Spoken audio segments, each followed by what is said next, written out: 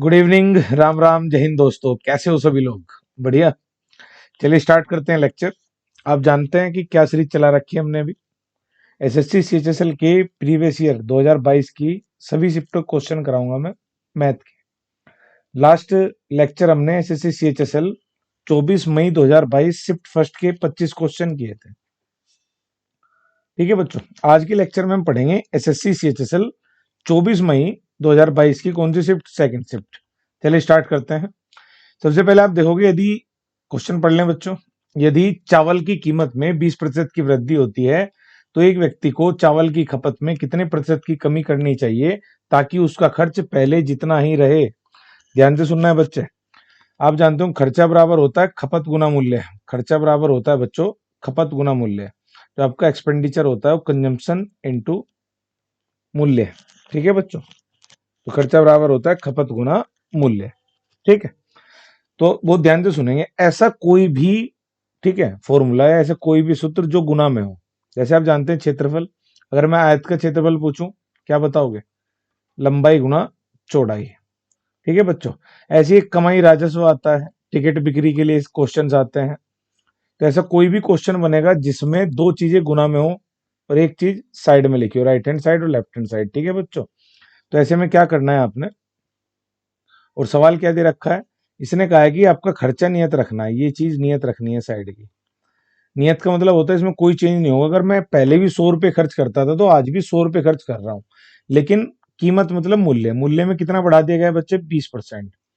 अगर मूल्य 20% बढ़ा दिया गया है तो मैं टेक्निक बताता हूँ बच्चे आपको। ऐसे क्वेश्चन में अगर साइड की चीज नियत है तो आप सबसे पहले 100 रुपये मान के करना कि 100 रुपये पे कितनी परसेंट की वृद्धि हुई है? 20 की। तो 100 पे 20 सबको पता होगा, 100 पे 20 बढ़ाना है तो 120 हो जाएगा। 100 पे 20 बढ़ाना है तो 120 हो जाएगा। अगर कभी भी ये साइड वाली चीज फिक्स कर दे, नियत कर दे, बस आप रिवर्स चले जाओ। 120 से 100 बताओ कितने का डिफरेंस है, कितने का अंतर है? 20 का। बस कितने पे देख लेना है? 120 पे। अब 100 पे नहीं देखना है बच्चे, बस आंसर आ जाएगा आपका 20 सिक्का 120, और 6 से आप करेंगे तो 16.66 आएगा। 16 से ही 2/3% आता है, तो 16.66 को अगर मैं दशमलव के बाद एक स्थान तक शुद्ध करना चाहूं तो क्या करूंगा? 16.7%। एक और तरीका है बच्चे इस क्वेश्चन का, आप बस ध्यान रखें, एक्स बटे वाई अगर वृद्धि है तो एक्स बटे एक्स प्लस वाई कमी होती है। डायरेक्ट भी कर सकते हैं अगर फ्रैक्शन से करना चाहें तो। जैसे 20% की फ्रैक्शन क्या बनेगी? प्रतिशत हटाओ बटे में 16 है मेरे भाई। प्रतिशत हटाओ बटे में 16 तो कितना बनी भिन्न? 1/5। तो आप बस कंपैरिजन कर लो, अगर वृद्धि कह रहा है तो तुलना कर लो एक्स बटे वाई से, और कमी पूछेगा तो क्या उत्तर आ जाएगा? एक्स बटे एक्स प्लस वाई आपका आंसर होगा। 20% 1/5, जैसे ही मैंने 1/5 लिखा, एक्स का मान 1 हो गया और वाई का मान 5 हो गया। समझ पा रहे हैं बच्चों? एक्स का मान 1, वाई का मान 5।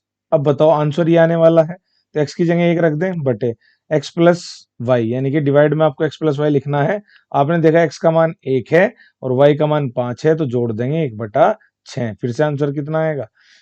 16.66%। पता होगा सबको, फ्रैक्शन में 1/6 होता है, अगर परसेंटेज में कन्वर्ट करोगे 16 से ही 2/3 या 16.66। क्लियर है बात? चलिए नेक्स्ट क्वेश्चन की तरफ बढ़ते हैं बच्चों। आपको देखो एक चार्ट दिया गया है जिसमें चार्ट 7 पहाड़ियों की ऊंचाइयां दर्शाता है। 7 पहाड़ियां हैं टोटल। देखो मैं दिखा देता हूँ थोड़ा डायग्राम में, आपको शायद ना दिख रहा है। H1 H2 H3 H4 H5 H6 और H7, ये 7 पहाड़ियां दी गई हैं। इनकी हाइट दी गई है, यहाँ लिखा हुआ है बच्चे 8500, यहाँ लिखा हुआ है 7000, यहाँ लिखा हुआ है 6000, यहाँ पर लिखा हुआ है 5000, यहाँ पर लिखा हुआ है 8000, यहाँ पर लिखा हुआ है 9000, यहाँ पर लिखा हुआ है 8300। क्वेश्चन में पूछा गया है तीसरी सबसे ऊंची पहाड़ी कौन सी है? तीसरी सबसे ऊंची, इससे सड़ा हुआ क्वेश्चन हो सकता है मेरे भाई। ये सारी मीटर में दी गई है ऊंचाई, फिट में, सॉरी किसमें दी गई है? फिट में। आप बताओ तीसरी कौन सी ऊंची होगी? 9000 सबसे ऊंची होगी, फिर 8500, तीसरा मान कौन सा है? 8300, किसका है? S7। तो आंसर क्या हो गया इस क्वेश्चन का? S7। चलिए नेक्स्ट आगे क्वेश्चन करते हैं। क्वेश्चन में क्या दिया है, यदि 3 अंकों की संख्या 2x3 किससे भाज्य है? 3 से। बच्चे नंबर सिस्टम से क्वेश्चन है, आपको डिविजिबिलिटी रूल, भाज्यता के नियम आने चाहिए। मैं आपके साथ कुछ नियम डिस्कस कर देता हूं, जल्दी से देखो। अगर 3 9 27, 3 9 27 की बात एग्जाम में होगी तो आपको डिजिटल सम करना है, डिजिट सम करना है। डिजिट सम मतलब आप करेंगे अंक के योग। क्या करेंगे बच्चों? अंक योग का क्या मतलब है? जैसे अगर मैं संख्या पूछूं 1 2 3 4 5 6 7 8 9 कोई भी, क्या ये संख्या 3 9 या 27 से कटती है? तो आपको अंकों को जोड़ते रहना है, अंकों को जोड़ना है। जैसे मैं जोड़ू इसको 1 और 2 3 3 6 4 10, समझ गए? ऐसे जोड़ लेना है। लेकिन अगर स्पीड पे करना है बच्चे, तो जहां भी 9 बनता है आप उसे छोड़ते चलें। 9 बना, आगे देखो 5 और 4 9 बना, 6 और 3 9 बना, और 7 और 2 9 बन गया, 8 और 1 फिर से कितना बन गया बच्चों? 9। तो ये कंप्लीट संख्या किससे कट जाएगी? 3 से भी, 9 से भी, और 27 के लिए आप इसका टोटल करके देखेंगे बच्चे। 9 8 17 7 24, 6 30 5 35 4 39, 3 42, 2 44, 1 45, नहीं कटेगी। तो किस किस से कट रही है? 3 और 9 से। क्लियर है बच्चों? चलो क्वेश्चन की तरफ बढ़ते हैं। क्या दिया हुआ है क्वेश्चन में, पढ़ो। एक आपको संख्या दी गई है, ठीक है, ये दी गई है 2x3, जो किससे डिविजिबल है? 3 से। अगर ये संख्या 3 से विभाज्य है और 3 अंकों की संख्या है, 3 अंकों की मतलब यानी कि x की वैल्यू, इस बात को समझना बच्चों, x की वैल्यू केवल 0 से लेकर 9 तक हो सकती है। 0 से लेकर 9 तक हो सकती है, 10 नहीं हो सकती, क्योंकि अगर आप इसे 10 कर दोगे 4 अंकों की संख्या हो जाएगी। समझ गए बात? चलो अब ध्यान दें। तो x का मान जो भी लेना हो 0 से 9 तक लेना है। आगे क्या कह रहा है कि 2x3 किससे कट जानी चाहिए? 3 से। तो एक्स स्क्वायर प्लस एक्स पूछा हुआ है आपसे। और क्या पूछा हुआ है बच्चों? एक्स के अधिकतम मान पर मैक्सिमम वैल्यू लेनी है आपको एक्स की, और एक्स स्क्वायर प्लस एक्स की वैल्यू निकालनी है। तो एक्स का अधिकतम मान लेना है। अब ध्यान से सुनो, मैंने भी बताया अगर ये संख्या 3 से कटती है, तो इस संख्या का अंक योग किससे कट जाएगा? 3 से। जरा चेक करो, अगर मैंने आपस में जोड़ू तो 3 में एक्स जुड़ेगा, फिर 2, तो 3 में 2 जोड़ लेंगे बच्चे, 5। 5 प्लस एक्स किससे विभाजित होना चाहिए? 3 से। अब आप बताओ 5 में मैं क्या जोड़ूं कि 3 से कट जाए? तो बताओ, पहली संख्या तो साफ साफ नजर आ रही है 4, क्योंकि 5 के बाद एक, सॉरी पहले एक, क्योंकि 5 के बाद 6 कटता है, 6 के लिए एक्स को कितना होना पड़ेगा? 1। 5 और 1 6 बनेगा, तभी तो 3 से कटेगा। अब देखो डायरेक्ट बताता हूँ तरीका क्या है। जैसे 3 से डिवाइड कर रहे हो तो अब 3 3 बढ़ाते चलना, 1 4 7 और 10, 10 हो नहीं सकता, मैंने बताया एक्स की वैल्यू केवल 0 से 9 तक हो सकती है। तो मैंने क्या करा, 5 और 1 6, 5 और 4 9, 5 और 7 12। आप देखोगे एक्स के मान रखने पर सारी संख्याएं किससे कट रही है? 3 से। समझ पा रहे हैं बच्चों? तो मैक्सिमम वैल्यू कितनी हो गई? तो एक्स अगर मैक्सिमम लेना है, अधिकतम लेना है, तो कितनी हो गई? 7। बस आंसर दे दो आप। क्या पूछा हुआ है? एक्स स्क्वायर प्लस एक्स, और एक्स मैक्सिमम है कितना बच्चों? 7। तो 7 का स्क्वायर प्लस 7, 7 7 49, और 7 कितना हो गया? 56। क्लियर है बच्चों? चलिए, हर एग्जाम में बच्चे तो 9 का या 3 का, 11 का नियम भी आता होगा आपको। जरा बताओ, जरा कोई भी संख्या अगर चेक करनी है, मान लो मुझे ये संख्या चेक करनी है मुझे 11 के लिए, तो आपको क्या करना है? एक एक अंक छोड़ के जोड़ लो। 5 3 7, ओ 5 3 8 और 7 15, सॉरी बच्चों, और 4 और 2 6। 15 में से 6 गया, कितना बचेगा? 9। अगर घटाने पर, जो घटाने पर 0 या 11 बचना चाहिए बच्चे, या 11 से कटने वाला कोई मान। जब भी आप ऐसे एक एक छोड़ के जोड़ोगे और बाकी जो बचे उन्हें जोड़ोगे और उनका डिफरेंस करोगे, अंतर करोगे, तो 0 या 11 आना चाहिए, तभी संख्या किससे कटेगी? 11 से। ठीक है बच्चों? बाकी इसके ऊपर एक पूरी की पूरी वीडियो बना रखी है मैंने नंबर सिस्टम की, आप जाकर चेक कर सकते हैं डिविजिबिलिटी रूल पे। चलिए अगले क्वेश्चन की तरफ बढ़ते हैं बच्चों। नेक्स्ट क्वेश्चन है आपका, 81 और 27 का तृतीय अनुपाती क्या है? ये अनुपात समानुपात चैप्टर से क्वेश्चन है बच्चे। इसमें आपको मैं 3 बातें सिखाता हूं। चलो, या तो आपसे चतुर्थ समानुपाती पूछेगा, फोर्थ प्रोपोर्शनल, जैसे ए बी सी 3 संख्याएं दे देगा, तो आपसे चतुर्थ समानुपाती पूछेगा। तो ये तीनों बातें आपको अपने जहन में बसा लेनी है, ठीक है?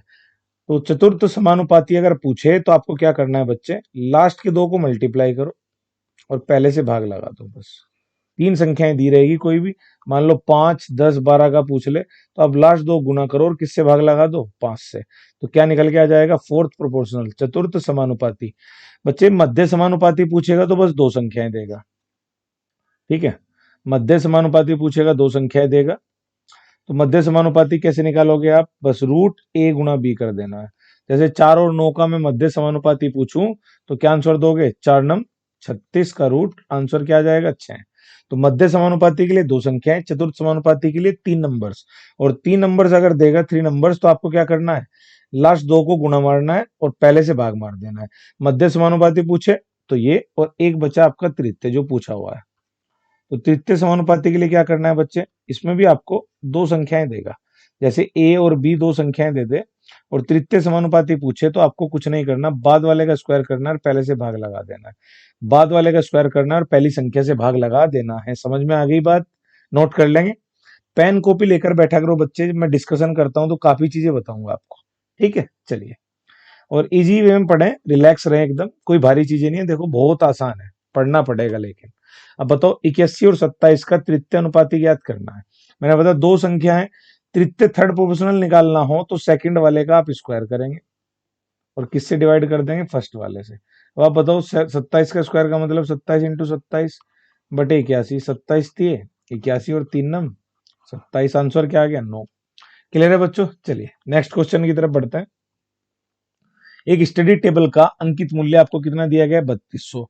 और दो क्रमिक छूट के बाद, दो क्रमिक छूट, पिछले मैंने पेपर जो डिस्कस किया था उसमें भी 2 से 3 सवाल थे बच्चे, तो इसको आप बड़े ध्यान से समझेंगे। लगातार छूट पे काफी सवाल पूछे जाते हैं। पहले मैं आपको एक बेसिक सिखाता हूँ, जल्दी सुनना बच्चे। 3 रेट याद रखने हैं आपको, एक सीपी, एक एसपी और एक एमपी। जैसे बोलते हैं कॉस्ट प्राइस, क्रय मूल्य हिंदी में, खरीद का रेट। एसपी सेलिंग प्राइस, जिसको आप बोलते हो बच्चों विक्रय मूल्य। और एमपी मार्केट प्राइस, जिसे आप बोलते हो अंकित मूल्य या सूची मूल्य। ठीक है बच्चे, अब ध्यान से सुनेंगे। लाभ हानि, प्रॉफिट एंड लॉस, हमेशा क्रय और विक्रय के बीच यहां होगा। प्रॉफिट लॉस लाभ हानि आपको हमेशा यहां होगा। और छूट जब भी देगा वो एमपी पे देगा, मतलब लिखित मूल्य पे, अंकित मूल्य पे, जो भी उसका सूची मूल्य है, जो उस पे मार्कअप है, मार्क्ड है, तो उस पे आपको हमेशा छूट दी जाएगी। तो छूट देने के बाद आप अंकित मूल्य से कहां जाओगे? विक्रय मूल्य पे, बेच के रेट पे। क्लियर है बच्चों? मान लो मैं कह रहा हूँ एक वस्तु पे 100 रुपए लिखे हुए हैं और उस दुकानदार ने आपको 5 की छूट दे दी, तो कितने की बेची? वो 95 की। क्लियर है बच्चों? और आपके लिए खरीद का रेट है, अगर आप ग्राहक हैं। दुकानदार के लिए बेच का रेट है, लेकिन छूट हमेशा किस पे दी जाती है? अंकित मूल्य पे, एमपी पे। क्लियर है बच्चों? और प्रॉफिट एंड लॉस लाभ हानि किस पे होती है? क्रय मूल्य और विक्रय मूल्य के बीच। चलिए अब क्वेश्चन की तरफ बढ़ते हैं, ध्यान देंगे। देखो एकदम आसान है, सिंपल क्वेश्चन है, बस समझने की बात है बच्चों। देखो एमपी दे दिया गया आपको कितना? 3200 रुपए। और इस 3200 रुपए बच्चों, इस 3200 रुपए पे आपको कह रहा है दो क्रमिक छूट के बाद कितने की बिकी है? यानी कि एक छूट करी पहले मैंने, फिर एक और छूट करी, और फिर कितने की बेची है? 2448 में दी मैंने। ठीक है मेरे भाई, यदि पहली छूट कितनी दी गई? 10%, तो दूसरी छूट याद करनी है। अब ध्यान से सुनो, अगर 3200 पे मैंने 10% की छूट की है तो कितने की बेची होगी? आपको समझ में आती होगी ये बात कि 3200 पे 10% की छूट, जो बच्चे कमजोर है देख लें जल्दी से। इसका 10% निकालना है, 2 जीरो से हट जाएगी, आगे से याद रखना परसेंटेज है और यहाँ 2 जीरो हटा दिया करो, तो 320 आ जाएगा। तो दुकानदार ने आपको पहली छूट 320 की दी है, कितने पे? 3200 पे। तो आप 3200 में से कितना हटा देंगे? 320। चलो 3200 में से अगर मैंने 320 माइनस कर दिया, बताओ कितना बचा? 2880।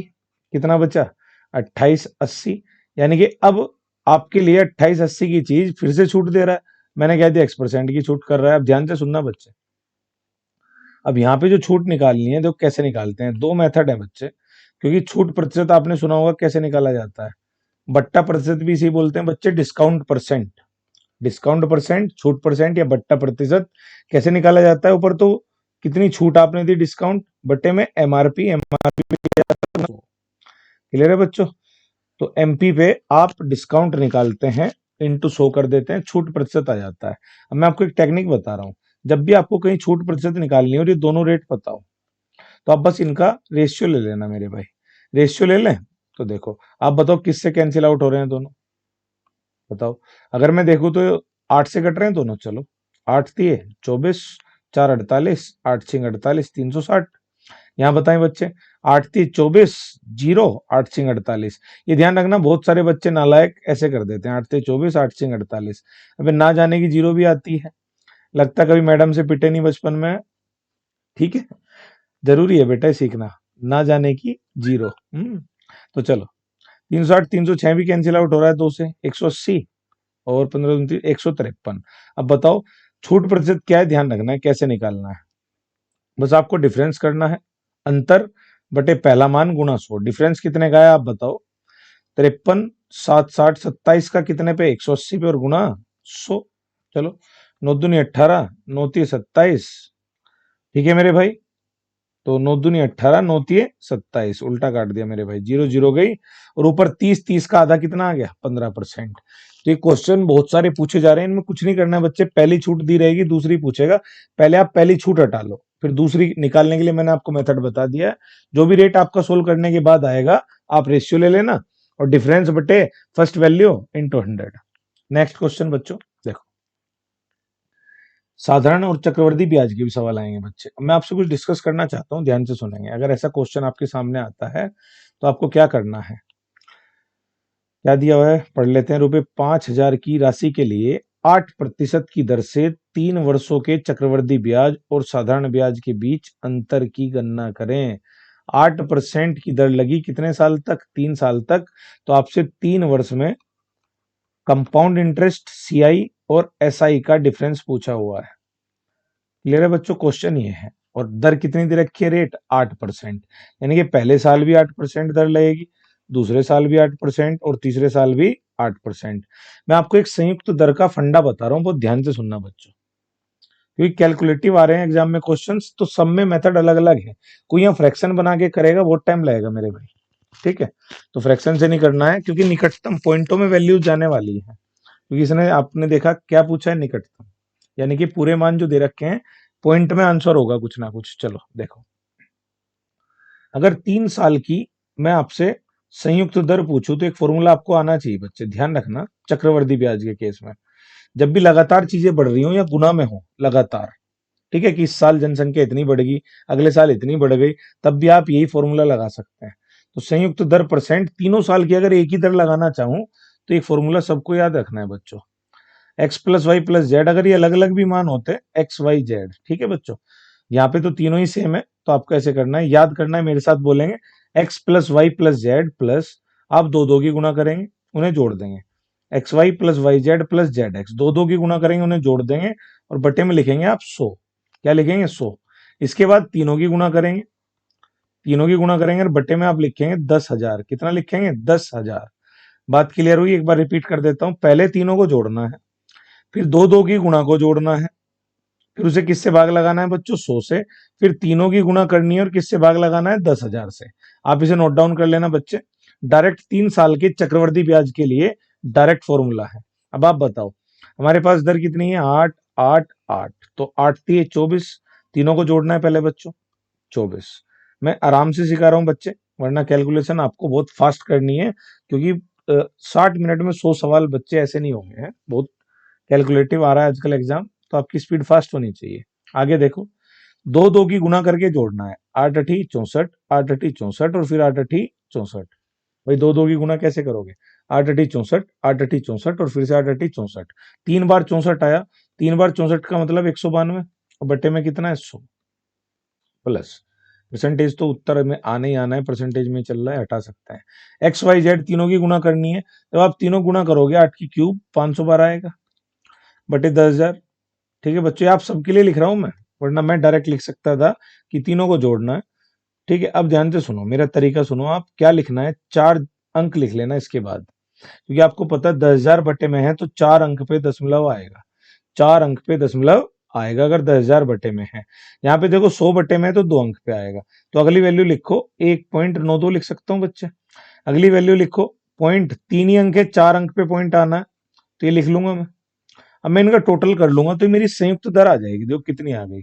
यहाँ तो लास्ट में जब कुछ नहीं 2 जीरो बढ़ा सकते हो तो 12 बचा, मैं यहाँ लिख दूं बच्चों, तो मैं लिख दे रहा हूं आपको, लास्ट में 1 2, उससे पहले 5 2 7, उससे पहले 9 और उससे पहले 24 और 1 25, तो 25.9712%, 3 साल की दर आ गई आपकी, रेट परसेंट किसकी, चक्रवर्ती ब्याज की। लेकिन आपने सुना होगा साधारण ब्याज हर साल के लिए बराबर होता है, साधारण ब्याज सिंपल इंटरेस्ट प्रत्येक साल के लिए बराबर होता है, तो पहले साल भी 8%, तो दूसरे साल भी 8%, तीसरे साल भी 8%, तो 8 तिये 24% आएगी एसआई की दर। क्लियर है बच्चे, साधारण ब्याज की, बस आपको इन्हें माइनस कर देना, क्योंकि हमसे क्या पूछ रहा है, डिफरेंस। तो 3 साल पे सवाल है, एक ही परसेंट दे रखा है 8, तो पहले संयुक्त दर निकालेंगे सीआई की, फिर एसआई की और माइनस कर देंगे, डिफरेंस आ गया 1.9712%, 1.9712%। अब कुछ नहीं करना है बच्चे, डायरेक्ट आपको मूलधन का इतना परसेंट निकाल देना है, सीधा क्वेश्चन हल हो जाएगा। मूलधन का मतलब प्रिंसिपल कितना दिया हुआ था, 5,000 रुपए। 5,000 रुपए का आप डायरेक्ट निकाल देंगे 1.9712। दो दो निकटतम कर रहे हैं तो ऐसे ही कर लेते हैं बच्चों। देखो आप बताओ मुझे, 2 0 कट गई, ये लगभग 2 है, ये लगभग 1.9 का मतलब लगभग 2 लेके चल लूं तो 50 दूनी 100, 100 के पास आंसर आएगा, उससे कम ही आएगा, 2 तो पूरा नहीं है, तो 100 से कम क्या आएगा बच्चे, 99। क्लियर हुआ कैसे करना है, 3 साल के अंतर पर सवाल बच्चे, हर एग्जाम में पूछा जा रहा है लगभग, जीडी में आपके, ठीक है बच्चों, सीजीएल में आता है, सीएचएसएल में, तो आपको तैयारी करके चलनी है, उसी तरीके से कॉन्सेप्ट लगाना है। बढ़े आगे, चलिए अब ये क्वेश्चन देखें आप, ये कार्य समय का है। देखो अब आ गया टाइम एंड वर्क। ए और बी अलग अलग काम करते हुए एक काम को 21 और 24 दिन में कर सकते हैं। आपने पढ़ा होगा बच्चे टाइम एंड वर्क कैसे सोल्व करते हैं, 21 और 24 दिन दे रखे हैं, आप एलसीएम ले लेते हैं इन दोनों का, जो पूरे कंप्लीट डेज दिए रहते हैं, तो आप इसे कार्य मान लेते हैं, जो भी लैसे आता है उसे क्या मान लेते हैं, कुल कार्य कितना करना है, टोटल वर्क। तो बताओ 21-24 का एलसीएम कितना आएगा बच्चे। देखो एलसीएम कैसे लेते हैं, जो बच्चे कमजोर हैं थोड़ा, आप फैक्टर कर लें, 7×3 = 21, गुणनखंड कर लें, मतलब 24 के गुणनखंड 8×3 = 24 आएंगे। अब ध्यान से सुने, जो बड़ा मान है ये जू का तू रखना है, बड़ा मान 24 तो जू का तू रखना है, इससे पीछे वाले के पास जाओ और जो एक्स्ट्रा हो वो ले लो। एक्स्ट्रा का मतलब जो उसके पास अतिरिक्त हो, भाई मेरे पास 3 तो पहले से ही है, इसके पास 7 है, ले लिया मैंने। 8×3 = 24, 24×7 = 168, तो आपका एलसीएम कितना आ गया है, 168। अब बताओ 21×8 = 168 और 24×7, ये जो आप यूनिट निकालते हैं ना भाग मारने के बाद, ये एक दिन का कार्य होता है कि ए एक दिन में 8 का कार्य करेगा तो बी एक दिन में 7 का कार्य करेगा। सवाल पढ़ते हैं बच्चे, यदि वे बारी बारी एक एक दिन छोड़कर कार्य करते हैं और एक काम की शुरुआत करता है, बारी बारी का कॉन्सेप्ट मैंने लास्ट वीडियो में बताया बच्चे आपको क्या करना है। बारी बारी का कॉन्सेप्ट क्या है, पहले दिन ए आएगा, दूसरे दिन बी आएगा, इसी तरीके से फिर ए आएगा, फिर बी आएगा। तो ऐसे क्वेश्चंस में ना आप ये देख लेकर कहां से रिपीट हो रहा है, बस उसे आप एक साइकिल बना लो, एक चक्र बना लो कि ए बी फिर ए बी फिर ए बी, ऐसे ही तो चलना है। तो ए प्लस बी यानी कि कितने दिन हो गए, एक दिन इसका एक दिन इसका, तो 2 दिन हो गए। और 2 दिन का काम कितना मैंने ही बताया, इसका एक दिन का 8 का काम है, इसका 7 का है, तो 2 दिन का कितना बताओगे मेरे भाई, तो 2 दिन का आपका हो गया 8 और 7, कितना काम हो गया, 15 का। अब आप बताओ 15 का काम 2 दिन में कर दिया दोनों ने, और मुझे कराना कितना काम है मेरे भाई, 168, तो इसके पास जाना है 168 के, तो इसके पास जाना है, तो 15 की कितनी गुना करूं, देखो 15 एकम 15, एक 18, 15 एकम 15, 11 गुना हो रहा है, तो 11 गुना इधर कर दूं तो 11 गुना इधर कर देना। आपको क्या करना है बच्चे, इनका 2 दिन का काम देख लिया तो फिर सीधा आपको पहुंचना है, सीधा कहां पहुंचना है आपको, टोटल वर्क के पास। 15 से 168 जाना है तो कितने की मल्टीप्लाई करूंगा मैं, 11 की गुना इधर 11 की इधर, तो कितना है बच्चे, टोटल कितने दिन हो चुके हैं, 22। 22 दिन तो ये हो ही चुके हैं, और 15 × 11 कितना आ गया, 165। देखो बच्चे 11 की गुणा जब भी आपकी संख्या में करते हैं तो क्या करना है बच्चों, ठीक है, ये आपको पोर्शन दिख रहा है, ये जो 168 आया था, बोल तो रही हूं मेरे भाई, नहीं दिख रहा तो सबर रखो है। तो 22 दिन कितना आ गया, 165। अब मैं कहना क्या चाह रहा हूं, अभी भी काम बाकी है मेरे भाई, 3 का, कितने का काम बाकी है, 3 का। अगले दिन नंबर अब लेकिन किसका आएगा, ए का, और ए तो एक दिन में कितना काम करता है, 8, तो पूरा दिन तो लगने वाला नहीं है। तो क्या करना, डायरेक्ट सुनो, जितना काम शेष रहता है उसको एक यूनिट, जो भी उसका एक दिन का काम हो, उससे भाग लगा दो आप। तो 3 को मैं 8 से भाग लगा दूं तो काम पूरा हो जाएगा बच्चे, तो आपका आंसर आ जाएगा 22 सही 3/8 दिन। 22 दिन तो ये, और 3/8 ही है, मतलब 3 का काम बाकी था, कौन करेगा उससे भाग लगा दो बस। ठीक है मेरे भाई, आसान है। चलिए नेक्स्ट क्वेश्चन में, 11 की गुणा आपको बता रहा था कैसे करते हैं, 15 × 11 कर रहे हो आप। जब भी ऐसे करते हो ना 2 अंकों के साथ, तो आप क्या करो, 1 और 5 तो जुगा तो लिख दो, बीच में ने जोड़ के लिख दो, 5 और 1 6। क्लियर है, चलिए आगे बढ़ते हैं बच्चों। देखो ये आ गया आपका सिंप्लीफिकेशन, सरलीकरण। और सरलीकरण में मैं आपको पहले एक रूल बता दूं, वी बोर्ड मास, जिन बच्चों को नहीं आता है ध्यान रखेंगे। वर्णाकुलम, वर्णाकुलम का मतलब होता है रेखा कोष्टक, आपने देखा होगा जैसे ये लिखा हुआ है यहाँ, ये रेखा कोष्टक है। इसके बाद आता है बच्चे ब्रैकेट, और ब्रैकेट का मतलब होता है, इसे भी वैसे ब्रैकेट में काउंट कर लेते हैं वैसे, वर्णाकुलम, उसके बाद छोटा, फिर मझला, फिर बड़ा, इस क्रम में आपको सोल्व करना होता है। कि सबसे पहले आप देखेंगे सवाल में ये वर्णाकुलम या रेखा कोष्टक है या नहीं है, फिर मझला, फिर छोटा, फिर बड़ा। अगर ब्रैकेट है तो पहले ब्रैकेट सोल्व करना है, ब्रैकेट के बाद ओ, ओ का मतलब होता है मेरे भाई ऑफ, ऑफ माने होता है का, ऑफ का मतलब क्या होता है मेरे भाई का, और का को लिखते हैं हम गुणा, का मतलब क्या होता है गुणा। मैं कहना ही चाह रहा हूं अगर सवाल में भाग भी है, डिवाइड, मल्टीप्लाई, गुणा, एडिशन और सब्ट्रैक्शन, ठीक है, जोड़ और घटा, अगर एक ही क्वेश्चन में सारे के सारे यूज हो रहे हैं, सबसे पहले आपको रेखा कोष्टक, फिर छोटा, फिर मंझला, फिर बड़ा, उसके बाद का हल करना है, फिर करना है भाग गुना जोड़ घटा। मैं कहने चाह रहा हूं मेरे भाई कि मान लो 15 ऑफ 5 भाग 5 कहीं लिखा हुआ है, इसका आंसर क्या आएगा? ठीक है, तो आप पहले 15 ऑफ 5 को हल करेंगे, ना कि भाग को। तो आप कहेंगे 15 पंजे 75, फिर भाग करोगे 5 से। आ गई बात समझ में? तब आंसर आएगा आपका, कितना आएगा? 15। इस केस में तो आ गया, कई बार बच्चों रिवर्स हो जाती हैं बातें, ठीक है, तो ध्यान रखना कि कोई 5 से 5 को भाग करके भी हल कर लेगा तो भी आंसर मैच कर जा रहा होगा, लेकिन लेकिन ध्यान रखना है बच्चे, बहुत जगह दिक्कत आएगी है। तो मैंने आपको एक रूल बता दिया किस क्रम में हम लोग सोल्व करते हैं, पता भी होगा कई बच्चों को। चलो स्टार्ट करते हैं क्वेश्चन, बाकी बीच में जो भी कॉन्सेप्ट लाएंगे बताता चलूंगा। सबसे पहले आप बताओ क्या चीज हल करनी है। सबसे पहले ब्रैकेट में आना है रेखा कोष्टक। अब बताओ 12 से ही 2/3 में से कितना माइनस करना है मेरे भाई? 9 से ही 2/3। ये सब बच्चों को पता होगा कि 12 प्लस 2/3 है, ये 9 प्लस 2/3 है, तो डायरेक्ट 12 में से क्या हटा देंगे? 9। कितना बचा? 3। और 2/3 से क्या कैंसिल हो जाएगा? 2/3। इतना तो पता होगा बच्चे कि 12 प्लस 2/3 लिख सकता हूं ना इसे मेरे भाई, और इसे लिख सकता हूँ 9 प्लस 2/3। बार माइनस है तो यही तो लिखोगे, ये कैंसिल हो जाएगा, 12 में से 9 गए 3। तो डायरेक्ट सीखना है बच्चे ये सब। तो इतना सोल्व करने के बाद सबसे पहले रेखा हल करना था, कितना आया? 3। उसके बाद देखो कौन सा कोष्टक? छोटे वाला। छोटे वाले में अंदर क्या लिखा हुआ है? 16 से ही 1/5, 16 पंजे 80 और 1 81/5 को भाग करना है 3 से। एक चीज और सुनो बच्चे, अगर कहीं ऐसे लिखा हुआ है कि 17/5, ठीक है, भाग 85/10, ये सोल्व करना है, तो ध्यान से सुनेंगे आप। जब भी ये भाग का चिन्ह हो ना, और आप इसे कन्वर्ट करते हैं मल्टीप्लाई में, क्योंकि भाग के बजाय भिन्न में गुणा करना आसान है, तो आप अगली भिन्न को उल्टा कर देंगे बच्चों, अगली भिन्न को रिवर्स कर देंगे, उल्टा कर देंगे, अंश और हर बदल देंगे। अब बताओ आंसर क्या आएगा? 5 दूनी 10, 17 पंजे 85, 2/5। कॉन्सेप्ट समझ में आया बच्चों? चलो अब यहां हल करना है। मान लो ये इतनी बात बची यहां से लेकर के यहां तक मेरे भाई, पहले इसे सोल्व करेंगे। तो आप बताओ कितना आया? 81/5 भाग 3 करना है, 3 से 27 बार। भाई रिवर्स करोगे, इसे गुणा में बदलोगे, 1/3 ही तो लिखोगे, जिसका कोई नहीं एक होता है, तब भी 3 से 27 बार काटोगे तो ये आ जाएगा हल करके यहाँ से 27/5 बार। ठीक है, आगे चलो। अब तो छोटा कोष्टक भी हमने हल कर लिया, तो मुझे पता लग गया कि भाई साहब यहाँ तक, ठीक है, तो मैं ये चीज हटा रहा हूँ बेटा कि यहाँ तक 27/5 आ गया। आप नोट करते जाना, देखो, तो ये चीज यहां से यहां तक सोल्व करने पर 27/5 आ गई।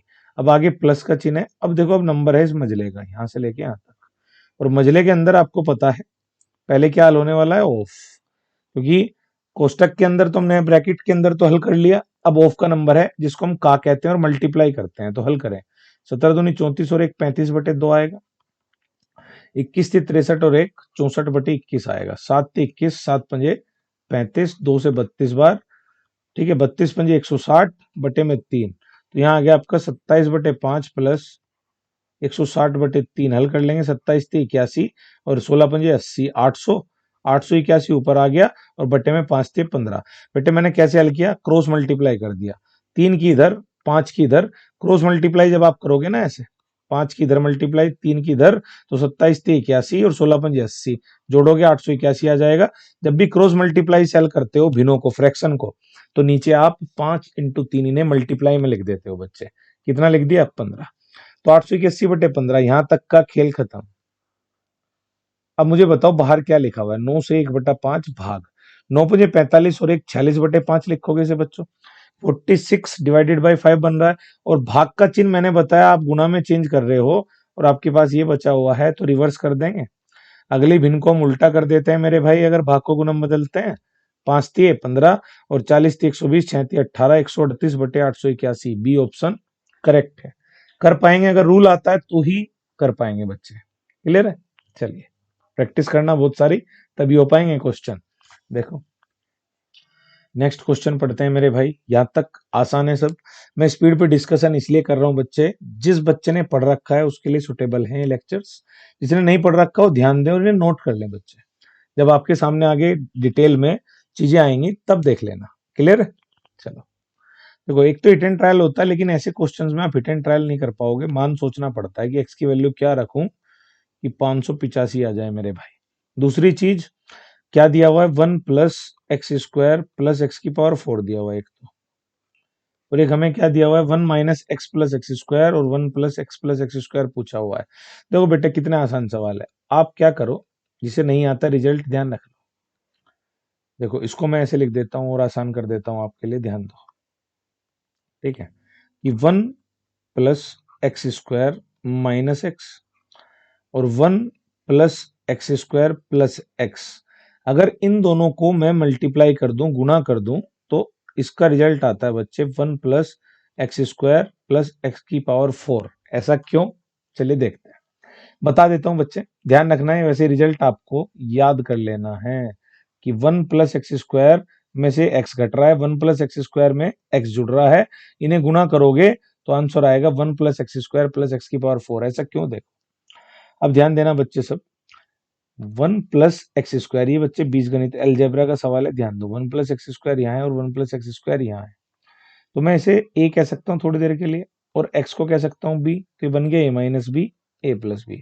तो अब बताओ a - b into a + b तो बचपन से सुनते आ रहे होंगे, एक बार जुड़ रहा है एक बार घट रहा है, तो इसे बोलते हैं बच्चों वर्गांतर। a² - b² हो जाता है। a क्या माना था आपने? 1 + x² का होल स्क्वायर, माइनस b क्या माना था आपने? x। आप इसे सोल्व करोगे क्या आएगा? ये बन गया a + b का होल स्क्वायर। और a + b का होल स्क्वायर कैसे सोल्व करते हैं बच्चे? पढ़ा होगा आपने। a + b का होल स्क्वायर क्या होता है? a² + b² + 2ab। ठीक है, चलो इसको ओपन करते हैं।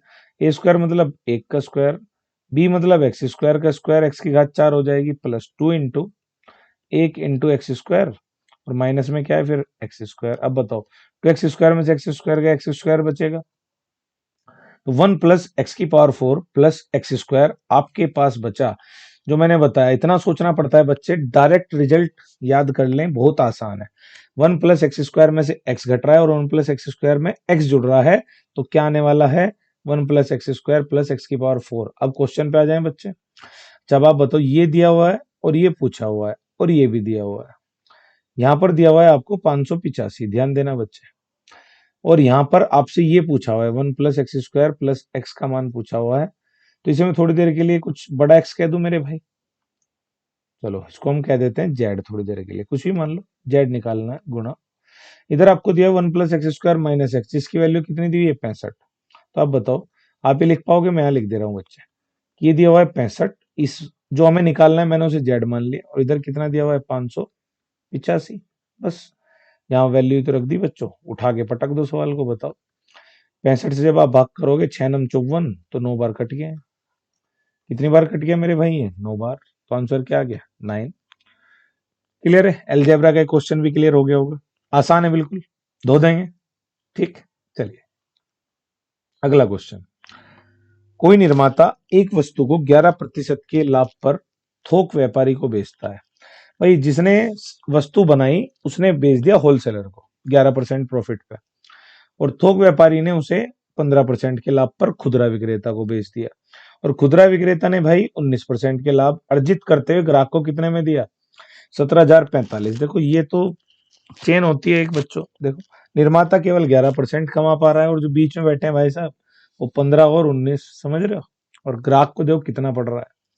अब बात आती है बच्चे, अगर इस सवाल को कोई 100 से करना सोचे कि 100 पे पहले मैं 11% लाभ लिख लूंगा, 111, फिर उस पे 15%, समझ रहे हैं? यहीं पे बहुत से की तो पुंगी बच जाएगी। बहुत सा बच्चे से भिन्न से करेगा फ्रैक्शन से, तो भी पुंगी बच जाएगी बच्चे। तो मैं बता रहा हूँ एक मेथड, ध्यान से सुनेंगे सब। आसान क्या है, किससे करेंगे बच्चों, और इसमें हमें निकटतम ही बताना है और वस्तु का लागत मूल्य बताना है। अब ध्यान से सुनो बच्चों, अभी मैंने आपको कहा था चक्रवर्ती ब्याज का भी यही कॉन्सेप्ट है। जब भी चीजें गुणा में चले ना, मल्टीप्लाइंग फैक्टर चले, जब भी गुणा में चले, बढ़े, तो आपको एक ही तरीका लगाना है। मैंने एक फॉर्मूला बताया था अभी, आप इकट्ठा निकाल लो कितना होगा। तो x + y + z, xy + yz + zx बटे 100, और फिर x into y into z बटे 10,000। अब की बार बच्चे एक्स कितना दिया हुआ है 11, वाई कितना दिया हुआ है 15 और जेड कितना दिया हुआ है 19। तीनों को जोड़ दो। सबसे पहले तीनों को जोड़ देंगे। जोड़ो क्या आ रहा है? तो 11 में 15 जोड़ा और फिर 19 जोड़ा। 11 15 26 और 19 कितना आ गया? 45 मेरे भाई। आगे एक्स वाई दो दो की गुणा करनी है। फिर से देखो 11 की 15 में भी बताया था 165 आएगा। एक 5 लिख लो और बीच में जोड़ के लिख दो। 11 की 19 में करनी है। फिर से देखो एक हासिल चला जाएगा, 209 आ जाएगा। इसके बाद 11 15 15 19 की ओर कर दो। 15 निम्मा 135, 13 15 एकम 15 और 13 28, 285 आ गया। इस पूरे के बट्टे 100 करना है। फिर तीनों की मल्टीप्लाई करनी है, 11 15 और 19 की। तो 11 15 कितना आ रहा है बच्चे? 165। 165 में कितने की गुणा करनी है? 19 की। और भाग किससे लगाना है? 10,000 से। अभी मैंने सिखाया था इसका क्या किया करो आप, 45 के आगे 4 अंक लिख लेंगे। इसके बाद अगली संख्या यहां से आएगी। देखो आप इन तीनों का टोटल करो, 9 5 14 5 19। ठीक है भाई। तो 2 अंक पे दशमलव आना है क्योंकि बटे में 100 है। तो 19 में यहां लिखूंगा। फिर 9 2 अंक पे दशमलव आना है। फिर 8 और 1 9, 9 और 6 15, 5 2 और 2 4 और 1 5 और 1 6। कैलकुलेशन करनी पड़ेगी बच्चे, कैलकुलेशन टफ आ रही है एग्जाम में काफी। और जो मेथड मैं बता रहा हूँ यही लगाना तो आसान होगा, वरना बाबूजी बन जाएगा मेरे भाई। कब तक कैलकुलेट करोगे बैठ के? यहाँ बताओ, 19 पंजे 95, 4 अंक आने हैं मेरे भाई। 19 पंजे 95, इसके आगे 2 जीरो लगा लो। 9 19 सिक्का 114 और 9 123, 12 19 एकम 19 और 12 31। ठीक है। और 4 अंक पे दशमलव आ गया। इसे आप टोटल कर लो, 5 3 9 और 1 10, 5 3 8 और 1 9 और 6 5 11 और 4 और 1 5, 51.9035% आया है। जो ध्यान से सुनेंगे अब, यानी कि इतना कुल मिला के तीनों पर लाभ उसने इतना कमाया, तीनों को मिला दिया जाए तो इतना लाभ कमाया है। तो 100 रुपए की चीज पे अगर इतना लाभ कमाओगे तो 151.9035 की बिकनी चाहिए। और ये मान कितना दे रखा है मेरे भाई? 17,045। इतने की गई ना ग्राहक के पास। बस 100 का मान निकाल दो, आंसर आ जाएगा आपका। अब देखो अंदाजा कैसे लगाना है। 151.9 है तो लगभग 152 है। तो 152 से भाग कर देंगे किसे? 170 45 को। 152 एकम 152 चल गई। कितना बचा बच्चों? 8 18। फिर 184 आएगा। 152 से 184 फिर से 11, यानी कि 11 से शुरुआत होगी। केवल कौन से ऑप्शन में शुरुआत हो रही है? में। यहाँ तो 15 है, यहाँ 10 है, यहाँ 13 है। आंसर आएगा आपका 11,220। मेथड समझ में आया? एकदम आसान है, लेकिन आपको इस सूत्र आना बहुत जरूरी है। अब समझ में आ रही है बात? इतनी तगड़ी कैलकुलेशन पूछी जा रही है मेरे भाई कि आप 60 मिनट में वरना 100 सवाल और मैथ तो बिल्कुल भी नहीं कर पाओगे। क्लियर है? लेकिन आसान है, मैंने कहा अगर ये पढ़ लिया तो हो जाएगा। अगला क्वेश्चन देखते हैं बच्चों। एक पंसारी की लगातार 5 सप्ताह तक, ठीक है, इसको पढ़ते हैं अभी। चलिए बच्चों स्टार्ट करते हैं आगे। एक पंसारी की लगातार 5 सप्ताह तक 8,435 रुपए, 8,927, 8,855 रुपए, इतने इतने की बिक्री हुई। और छठे सप्ताह में उसकी कितनी बिक्री होनी चाहिए कि उसे औसतन 8500 रुपए की बिक्री प्राप्त हो? क्या करना है बच्चों इसमें? देखो आपको कहा गया है कि एक पंसारी की लगातार 5 सप्ताह तक इतनी इतनी बिक्री हुई है। क्लियर है? छठे सप्ताह की पूछी है और औसत दिया गया है 8500। बहुत ध्यान से सुनना बच्चे। ये आपको 1 2 3 4 5 मान दे दिए और छठवा पूछ रहा है, और टोटल इन सब का औसत मिलाकर के कितना है? एक कॉन्सेप्ट बताऊंगा, एकदम उड़ा देंगे आप इस सवाल को डायरेक्ट। बहुत ध्यान से सुनना। औसत का क्या मतलब होता है बेटे? सबके पास बराबर बराबर चीजें होनी चाहिए। मान लो मैं कहूँ 300 रुपए 5 लोगों के पास है, इसका मतलब उनका औसत, ये 300 5 लोगों के पास है, तो औसत कितना आने वाला है? 300। क्लियर है बच्चों? चलो अब ध्यान से सुनना। मैं एक डिविएशन मेथड बता रहा हूँ, डायरेक्ट इसी से आप इन सवालों को करेंगे जो भी एग्जाम में ऐसे सवाल आ रहे हैं, क्योंकि लास्ट मैंने कराया था एग्जाम, उसमें भी आए थे। ठीक है, तो देखो 8500, आप देखो पहले 8435, इससे ज्यादा है या कम? अगर कम है तो आप माइनस में लिख देना। कितना कम है बच्चों? 65 कम है, घटा लोगे 8500 में से। आगे 927 8500 से कितना ज्यादा है? आप देखोगे 427 ज्यादा है। आगे 8500 से 8855 कितना ज्यादा है? 355 ज्यादा है। आगे 9230 कितना ज्यादा है बच्चे? 730 ज्यादा है। तो ये सारे प्लस में चल रहे हैं और एक मान माइनस में आया है। इसके अलावा 8500 से 8562 कितना ज्यादा है? 62 ज्यादा है। आपको सबका कंपैरिजन किससे करना है? 8500 से। अब ध्यान से सुनना, यहाँ जितनी भी वैल्यू ही आएगी, अगर ये माइनस में आई तो आप 8500 में से घटा देना, प्लस में आई तो आप बढ़ा देना। ठीक है, मैं ये कहना चाह रहा हूँ कि जो भी वैल्यू यहाँ आएगी आपको इक्वल करनी है। अगर इधर ज्यादा आ गए तो इस बंदे के पास कम होंगे, उतने ही कम करने पड़ेंगे 8500 में से। अगर ये कम हो गए तो ये ज्यादा करने पड़ेंगे। आप ऐसे समझ लो कि जो भी यहाँ मान आएगा उसे आपको जीरो करना है। पहले क्या करना है? जीरो। ठीक है, चलो, डिविएशन जीरो होना चाहिए, तभी औसत कितना आएगा? 8500। अब ध्यान दो, आप जोड़ लो, 7 5 12, 12 और 2 14, 1 6 7 3 10, 5 15 2 17, और 4 3 7 7 14 और 1 15, 1574 में से 65 घटाना है, यह आ जाएगा आपका 1509।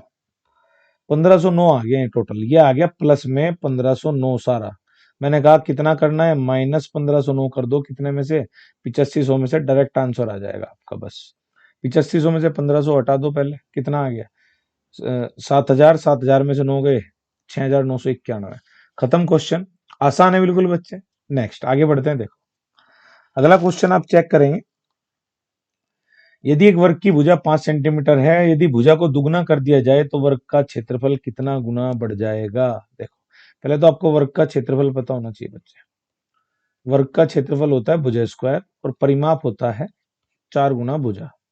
एक चक्कर लगा दो परिमाप के लिए तो किसी भी आकृति का। ठीक है, तो ये आपको पता होना चाहिए। अब ध्यान से सुने, आपने भुजा को क्या करा है? दुगना।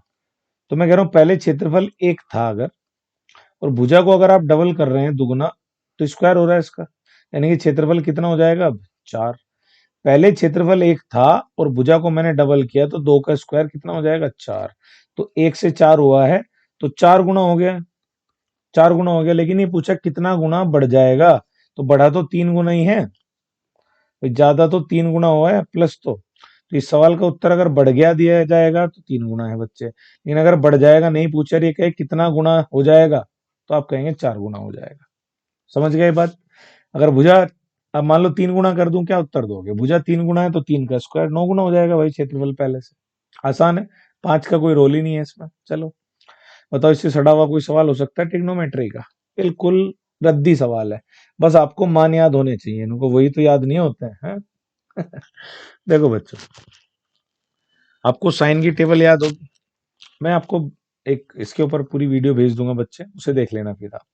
टेबल बड़ी आसान होती है याद करनी, फिलहाल के लिए आप ध्यान दे लो। जो साइन 30 की वैल्यू होती है वो कोस 60 की वैल्यू होती है। साइन 30 होता है 1/2, तो कोस 60 भी कितना होगा? 1/2। टेन 45 की वैल्यू होती है 1। आपको अगर वैल्यूज याद हैं सारी तो बस रख दो और उड़ा दो। बताओ, 3 गुना 1, 2 गुना 1/2 कोस 60, और 2 गुना साइन 30 भी 1/2। 2 से 2, 2 से 2, और +1 -1 कट गया, 3 ही कम। वैल्यू रखनी है और खत्म कर देना है क्वेश्चन। चलिए, सब भारी सवाल नहीं आएंगे बच्चे, कुछ आसान भी आएंगे। इसे पढ़ो आप। एक ट्रैक्टर 10%, 5% और 2% की 3 क्रमिक छूट पर बेचा गया है। यदि उस ट्रैक्टर का अंकित मूल्य दिया हुआ है 4,88,000 हो, तो इसका शुद्ध विक्रय मूल्य ज्ञात करें। फिर से वो ये देखो, मैंने कहा था ना, बट्टे पे और क्रमिक छूट पे, डिस्काउंट पे, लगातार डिस्काउंट पे क्वेश्चंस बन रहे हैं बच्चे एग्जाम में। कैसे हैंडल करने हैं? देखो, 3 क्रमिक छूट है, बात ध्यान से सुनना बच्चे। अभी हमने एक सक्सेसिव लगाया था, लगातार x + y + z plus xy + yz। तो मैं एक तरीका और बताता हूँ बच्चे, अगर कोई इस सवाल को फ्रैक्शन से करेगा तो फटेगा वो भी। देखो, 2% की फ्रैक्शन बनानी है मेरे भाई। ठीक है, तो बड़ी बड़ी वैल्यूज आती है, यहाँ बड़ी आएगी, यहाँ भी। आप क्या करो, एक चीज और बता देता हूँ, इसे बोलते हैं समतुल्य बट्टा प्रतिशत। अगर 3 बट्टे एग्जाम में दे दिए, समतुल्य बट्टा प्रतिशत। अगर 2 दे दे तो बच्चे फॉर्मूला लगाओ, x + y माइनस XY/100। ध्यान रखना है, यहाँ माइनस रखना है। मान लो पूछो, एक छूट 10% की करी और एक 20 की, समतुल्य बताओ। बराबर क्वेश्चन आ रहे बच्चे, एमटीएस में पूछे जा रहे हैं। तो 10%, 20% अगर आपसे ऐसा पूछा जाए तो बस यहाँ वैल्यू रख दो आप। x का मान 10, y का मान 20, और उड़ा दो क्वेश्चन को। कर पाएंगे? कितना आ जाएगा बताओ? 10 और 20, 30 जोड़ना है, फिर 2 ही कम 2 बचेगा यहाँ। 30 में से 2 गए, 28% आंसर आ जाएगा। मुझबानी कर लोगे। लेकिन बच्चे अगर यही 3% है तो आपको याद करना है, जो अभी हमने पढ़ा था बस उसमें एक परिवर्तन है बच्चे। हमने क्या पढ़ा था बोलो? सब बोलो, याद करा दूंगा आज के लेक्चर में। x + y + z, आगे बताओ। फिर 2 2 की गुणा करनी थी, xy + yz प्लस, और किससे भाग लगाना था? 100 से। और इसे क्या कर देंगे, बस यहाँ ध्यान रखना है, यहाँ बाहर माइनस लगा लेना। और तीसरी बात थी XYZ और बटे में 10,000 और यहाँ प्लस ही रहेगा। क्लियर है बच्चों? चलो उड़ाते हैं। तीन तीन बट्टे पे मैक्सिमम क्वेश्चन आते हैं। अगर चार पे आएंगे तो आपको फ्रैक्शन ही बनानी पड़ेगी मेरे भाई। हर एक का फॉर्मूला याद नहीं कर सकते हैं, लेकिन जहां तक पॉसिबल है वहां तक तो कर लेंगे। 10, 5, 2। अब चलो जल्दी उड़ाते हैं बच्चे। कैलकुलेशन कैसे करनी है अब सीख चुके होंगे आप। पहले तीनों को जोड़ना है। 10, 5, 15 और 2 17%, तो ये आ गया। फिर मैंने बताया था आप लिखोगे 4। अब की बार इसमें ये चीज प्लस करनी, तो पहले इसे हल कर लो। 10 × 5 × 2, 10 × 5 × 2, 5 दूनी 10, 10 दाम 100, 100 से 2 जीरो कट जाएंगी, 2 जीरो बटे में रह जाएंगे। और 1/100 का मतलब है 0.01। समझ पा रहे हैं बच्चे? गुणा करके 100 आया, अब बटे में 10,000 है, तो क्या बनेगा, 2 जीरो हट गई, 1/100, 0.01 लिख लेंगे। अब ध्यान से सुनो, तीसरी चीज होनी है माइनस। दो दो की गुणा करो, 10 दूनी 20, 5 दूनी 10, पहले इन्हें जोड़ लेना है, प्लस 10 दूनी 20, 5 दूनी 10। ठीक है, नेक्स्ट देखो, एक बचा आपका 10 पंजे 50। इन तीनों को हल करो, 50, 10, 60, 20, 80। 80 को 100 से भाग करोगे तो 0.8 आएगा। 2 अंक लिख लेंगे इसके भी। लेकिन ये माइनस करना है, ये जोड़ना है, ये घटाना है। अब इतना तो आता होगा बेटे। ये आ गया 1701। 1701 में से 80 घटा दो और 2 अंक पे दशमलव लगा लेना, तो 1621 आ गया। जिन्हें बच्चे ये सब भी नहीं आता उनका तो भूल ही जाओ, आपकी कुछ मैथ में भला होगा कभी। पहले बेसिक अच्छा करो मेरे भाई अपना। अगर पॉइंट ही नहीं आता है, कोरोना के पास आउट हो, ठीक है, तो समझो बात को, पढ़ो ये छोटी छोटी बातें। 16.21%, 16.21% आ गया आपका समतुल्य बट्टा। और तीनों छूट मिला करके कुल मिला के इतना भी सवाल बन सकता है, बस ये तीनों छूट दे करके पूछ ले कितने के बराबर है। तो 16.21% की अगर छूट कर दी इसी चीज पे, तो बेचे कितने मेरे भाई, तो 84। तो हो जाएगा 83 100 में से घटा दो बस इसे, 83.79%। कितना? 83.79%। और अंकित मूल्य कितना दिया हुआ है मेरे भाई? इतना मैंने अभी बताया था आपको। अब मैं इसे हटा रहा हूं बच्चे, आप लोग नोट डाउन कर लेना यहां तक। अब ध्यान से सुनो, हमारा आया 83.79%। पर हमने कोई चीज बेच दी जो कितने की थी, 4,88,000 की। ठीक है भाई, तो बस इसका 4,88,000 का आप कितना निकाल दो, 83.79% और बटे में 100। अब ध्यान से सुनो बच्चे, दो जीरो कैंसिल हो गई, एक जीरो एक पॉइंट हटा देगी, तो मैं लिख सकता हूँ इसे 488। और इसे एक पॉइंट यहाँ खिसक गया मेरे भाई, 837.9, यानी कि 838 ही मान लो। लगभग में सोल्व करना है मेरे भाई, कर दो बस ये गुना। 3/3 की गुना कैसे किया करें, डायरेक्ट बताता हूँ, देखो ध्यान से। पहले सीधी गुना करो, फिर पहले 2 में क्रॉस करो। लिखता हूं मैं, डायरेक्ट बताता हूँ, देखो। 8×8 = 64 वैदिक मैथ। ये भी मैंने आपको शॉर्ट्स में भेज रखा है बच्चे, चैनल पे शॉर्ट्स देखो आप, उनमें आपको मिलेगी कैसे स्पीड पे कैलकुलेशन करनी है। पहले सीधी कर दो, 8×8 = 64, 86 लाके फिर तिरछे, 8×3 और 8×8 = 64 और 8×3 = 24, इन्हें जोड़ लेना है।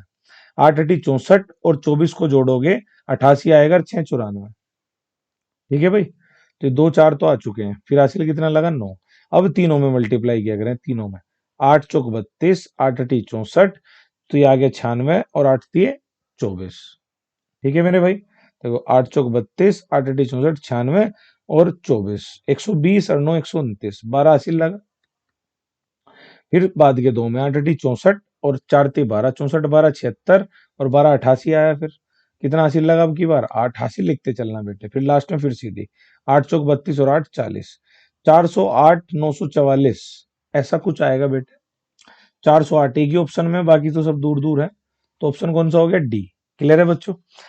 तो आपको समझ में आ रहा है कितने लेवल तक क्वेश्चन पूछे जा रहे हैं, कितनी ज्यादा कैलकुलेशन करनी पड़ रही है मेरे भाई। तो ये सब वही करेगा बच्चे जिसकी स्पीड जबरदस्त है, जिसने प्रैक्टिस की है खूब, कर पाएगा। अगला क्वेश्चन देखो, एक बस दिल्ली से मुंबई की 60% यात्रा 60 किलोमीटर की चाल से तय करती है और शेष यात्रा 70 किलोमीटर प्रति घंटे की चाल से तय करती है। इस पूरी यात्रा के दौरान बस की औसत चाल क्या है? अब ध्यान से सुनो, 60% यात्रा किससे चल रहा है, 60 किलोमीटर प्रति घंटा से, तो बाकी बची कितनी, 40%। 100% हो सकती है कोई यात्रा, यहाँ कितने जा रहा है, 70 किलोमीटर प्रति घंटा से। इस पूरी औसत चाल निकालनी है। एक मेथड मैं आपको बताता हूँ बच्चे, पहले इनका अनुपात ले लो। डिस्टेंस कितनी आ गई, 3:2, 20 से 60, 20 दूनी 40। ध्यान से सुनना सब, जो भी स्पीड दी गई हो आप उसका एलसीएम ले लेना। बोलो कितना आ जाएगा, 7×6 = 42, 420। ठीक है, डिस्टेंस जब आप मानोगे, जो भी अनुपात दे रखा है, मैं डायरेक्ट ट्रिक बता रहा हूँ, ध्यान से सुनना ऐसे क्वेश्चन कैसे करने हैं। जिसमें पोर्शन दे रखा हो डिस्टेंस का 60%, 40%, पहली स्पीड 60 की, दूसरी स्पीड 70 की, तो पहले आपको स्पीड जो चाल दे रखी है उसका ऐसे ले लो। तो दूरी मानने का तरीका बता रहा हूँ, अब डिस्टेंस माननी कैसे है ध्यान से सुनेंगे। पहले बताओ औसत चाल होती क्या है मेरे भाई, इस मेथड में प्रैक्टिस करना, काफी क्वेश्चन पूछे गए पहले भी। औसत चाल एवरेज स्पीड होती है आपकी कुल दूरी बटे कुल समय। सुना होगा कुल दूरी बटे कुल समय। दूरी कैसे माननी है, अब ध्यान से सुनना। पहले 420 जो एलसीएम है वो लिख लेना, और गुना जो भी रेशियो है उसको प्लस कर देना। 3 और 2 5। आसान कैलकुलेशन अगर करनी है ध्यान देना। कुल दूरी कैसे लेनी है फिर से बता रहा हूं, चाल जो भी दी रहेगी उसका एलसीएम ले लेना। एलसीएम कितना आया, 420, और गुना में करना 3 और 2 5। बटे में जब आप आओगे, बहुत ध्यान से सुनना बच्चे, औसत चाल होती है कुल दूरी बटे कुल समय। अब यहाँ समय लेना है, अब ध्यान से सुनो। समय कैसे आता है, समय समय बराबर होता है दूरी बटे चाल। यानी कि आप दूरी को किससे भाग लगा देंगे, चाल से। चलो दूरी अभी के लिए 420 को किससे भाग करो, 60 से। तो 6×7 = 42, एक बार यहां से भाग कर दो, एक बार यहां से, 7×6 = 42। तो जितनी बार चलेगी बस ये लिख लो 7, और जो भी अनुपात पहला है उसमें गुणा मारो। 7×3 = 21, यहाँ कितनी बार चली थी, 6 बार, और जो दूसरा अनुपात है उसमें गुणा मारो, तो कुल समय आ जाएगा। और इसे हल कर दो, आंसर आ जाएगा। 420 × 5 तो ऊपर है मेरे भाई, और बटे में कितना है, 7×3 = 21, और 6×2 = 12, 21 12 33।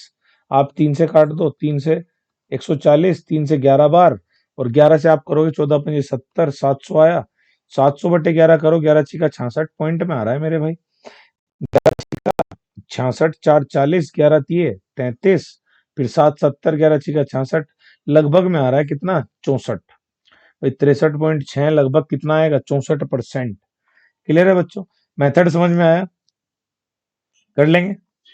प्रैक्टिस करना बच्चों, रिवर्स करके देखना।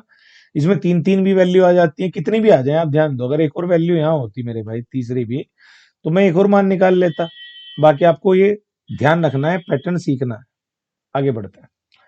नीचे दी गई तालिका वर्ष 2012 से 2015 तक एक कंपनी द्वारा 5 प्रकार की कारों के उत्पादन को दर्शाती है। तो क्या दर्शाया गया है, 2012 में D1 कार कितनी बनी है, 7। 2013 में कितनी बनी है, 21। 2014 में 17। पैटर्न समझिए कैसे पढ़ना है। तो टोटल 2013 में D1 टाइप की कार कितनी बनी है, वो टोटल D1 टाइप की कार कितनी है, 51 अलग अलग सालों में, 2012 से 15 तक। ऐसे ही आंकड़े पढ़ लेंगे। सवाल पढ़ते हैं, 2013 के दौरान किस प्रकार की कार सभी प्रकार की कारों के उत्पादन का 30% थी। सभी प्रकार की कारों के उत्पादन का 30% थी। कौन से साल में पढ़ना, बस 2013। 2013 में सभी प्रकार का उत्पादन कितना हुआ है, 70। बस ये देख लो, 70 से 30% बनाना है। तो कहाँ बनेगा, अगर मैं D1 वैल्यू लिखूं 21 की, 21 70 का कितना परसेंट है, जरा निकालियो। 0 0 गई, 7 21, ये तो पहले ही मान आ गया मेरे भाई, क्योंकि केवल आंकड़ा कौन से साल का लेना है, 2013 का। स्पष्ट शब्दों में कहा गया है, तो जल्दी मत किया करो इन क्वेश्चंस में, बच्चे क्वेश्चन होते हैं एकदम। ठीक है, कि 2013 में कुल टोटल उत्पादन हुआ 70 का, उसमें से 21 बनी D1। तो परसेंटेज कैसे निकालते हैं, 70 में से 21 नंबर लाए हो मेरे भाई, तो ऐसे ही तो निकालोगे। तो आंसर ही क्या आ गया, डी ऑप्शन, D1। अगला क्वेश्चन, दो उम्मीदवारों के बीच हुए चुनाव में 10% मतदाताओं ने अपना मत नहीं डाला, और डाले गए मतों के 5% मत अवैध हो गए। सफल उम्मीदवार को वैध मतों के 55% मत प्राप्त हुए, और वह 1710 मतों से चुनाव जीत गया। और वैध मतों का मिला है बच्चे, एसएससी सीजीएल में जाओगे तो बच्चे कुल मतों का भी देता है, अलग वैरायटी भी है। और वह 1710 मतों से चुनाव जीत गया। गणना करेगी कुल कितने मतदाता नामांकित थे, कितने मतदाताओं ने वोट दी, ये नहीं नामांकित, यानी कि उस गांव में या जहां भी वोटिंग हुई है कितने बंदे थे जिनकी मतदाता सूची में नाम था। तो मान सकता हूं मैं करूंगा बच्चे से एक्स से, आपने मान लिया कुल वोटर कितने, एक्स। अब ध्यान से सुनना, फ्रैक्शन से कैसे करते हैं। 10% मतदाताओं ने मत नहीं दिया, 10% की भिन्न बनानी आती होगी, 1/10, प्रतिशत हटाओ, बटे में 16 लाओ, 1/10। 10 में से एक ने वोट नहीं दिया, तो मल्टीप्लाई कितने करेंगे, 9/10 की। इसके बाद 5% की भिन्न बनाओ मेरे भाई, कितनी बनेगी, 1/20। 20 में से एक अवैध हो गई तो वहां कितनी बची, 19/20। इसको पढ़ना सीखो बच्चे। कुल वोट तो ये थी, कुल वोट में से हमने जिन्होंने मत नहीं दिया वो हटा दी, तो ये हो गई डाली गई वोट। यहां तक क्या हो जाएगी, डाली गई वोट। अब जितनी वोट पड़ी उसमें से मैंने अवैध हटा दी, तो यहां तक वैध हो जाएगी। यहां तक क्या बन गई, वैध मत। समझ में आ रही है बात जो कह रहा हूं। चलो आगे। वैध मतों का 55% किसे मिला, जीतने वाले को। एक बंदे को 55 मिला है तो हारने वाले को कितना मिला होगा, 45। अब ये बात ध्यान से सुनना, 1710 मतों से चुनाव जीता, यानी कि दूसरे से जीता। जीता कितने से है मेरे भाई, 10% से। जीता कितने से है, 10% से। तो वैध मतों का केवल कितना निकाल दो, 10%। ध्यान देंगे भाषा क्या है कि 55% जीतने वाले को मिले तो हारने वाले को कितने मिले होंगे वैध मतों का, 45। और तो जीता कितने से है भाई, ये 10% से। कंपैरिजन तो तभी करेंगे ना।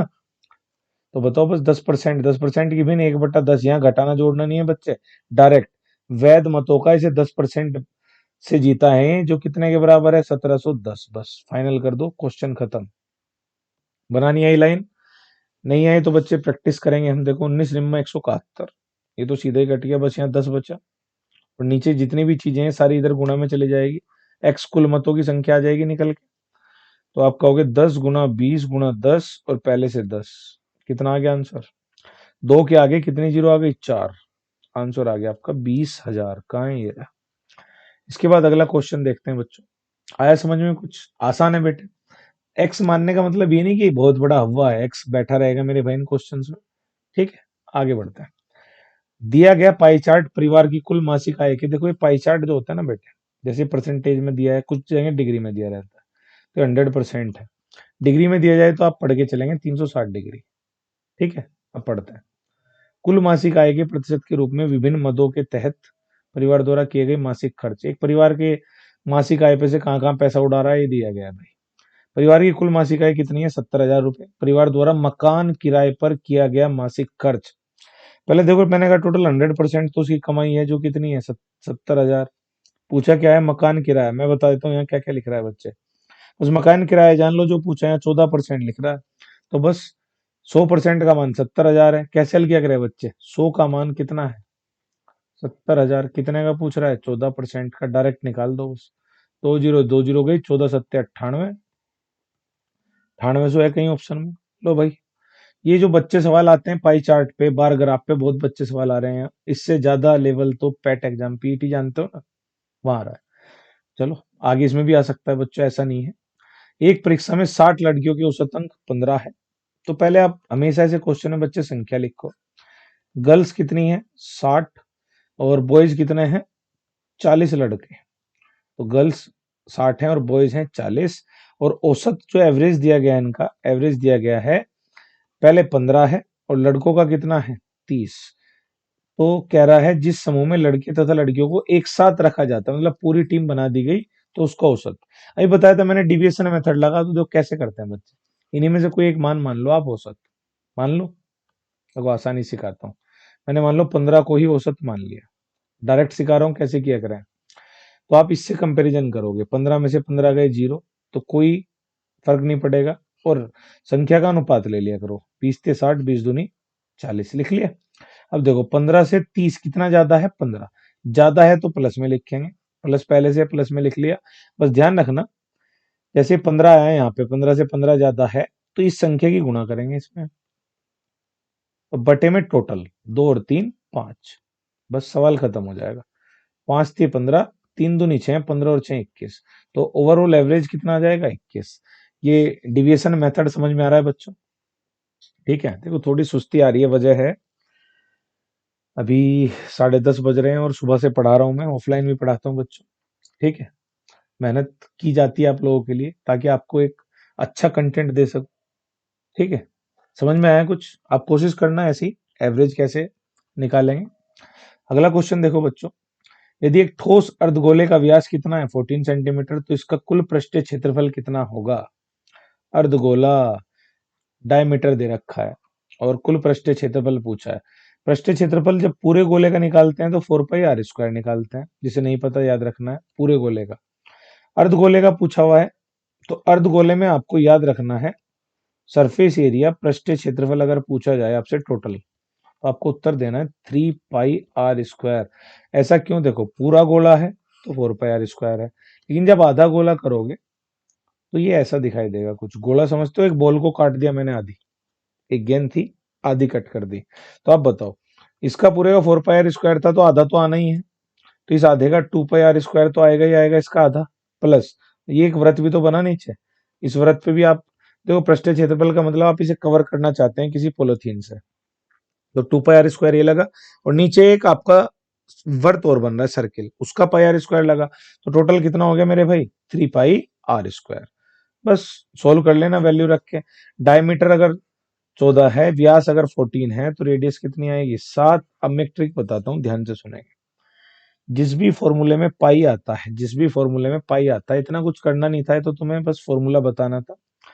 जिस भी फॉर्मूले में अगर मेरे भाई पाई आ गया, तो ऑप्शन 11 से तो पक्का कटेगा, ऑप्शन 11 से पक्का कटेगा। क्लियर है? अगर पाई को सोल्व कर रखा है, जैसे यहाँ पाई सोल्व है, इसके साथ पाई चिपका हुआ नहीं है, तो 11 से ऑप्शन कैसे काटते हैं बच्चों? एक एक को जोड़ लो, एक को छोड़ दो, जैसे 4 और 2 6, और 6 में 6 के 0 बन गया नहीं? मैंने कहा था 11 से संख्या वही कटेगी। ठीक है, आगे देखो, जैसे 2 और 1 3, जो बचा वो 6, 6 में से 3 गए 3 बचा, 3 11 से नहीं कटता, 3 2 5 6, ये भी नहीं कटेगा, 5 में 6 जाके 1 बचेगा, 4 6 10, 10 में से 8 जाके 2 बचेगा, तो केवल कौन सा ऑप्शन कट रहा है?